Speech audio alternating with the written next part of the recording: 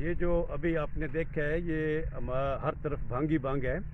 हमारे सरगोदा के जो इलाका है, हमारा सरगोदा का एक दही इलाका है और हमारे इस इलाके में हर जगह पर ये एक खुदरो है।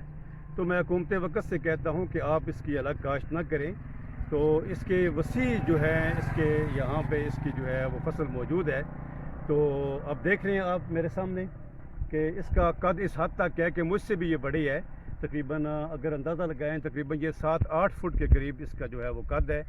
तो इतनी और ये आपको हर तरफ जो है ये आपको नज़र आएगी। ये आप, मैं कैमरे से कहता हूँ कि आप उस तरफ तवज्जो दें तो ये आपको हर तरफ नज़र आएगी इस तरफ। तो इधर भी मेरे दाएं बाएं सारे हर तरफ भांगी भांग है।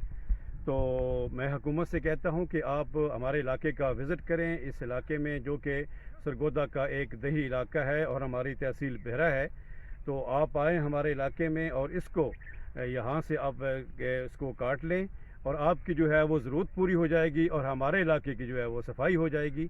और मैं साथ ये अर्ज़ करता चलूँ कि अजीब कानून है हमारे मुल्क का कि इस वक्त ये भांग जो है वो मेरे पास है, तो अब ये इस वक्त कोई जुर्म नहीं है क्योंकि ये खुद रो है।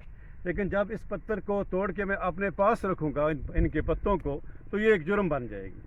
तो मैं हुकूमत से कहता हूँ कि अपने इन चीज़ों पर भी हमें तवज्जो देनी चाहिए। और आपकी जो है वो इस तरह की जो हमारे पास मुख्तलिफ़ इलाके हैं वतन अज़ीज़ के अंदर जहाँ पे ये खुदरो है, तो आप इसकी अलग टेंशन लेने की बजाय, आप इसकी अलग काश्त की बजाय आप इन इलाकों का विज़िट करें और आपकी ज़रूरत इंशाल्लाह पूरी हो जाएगी।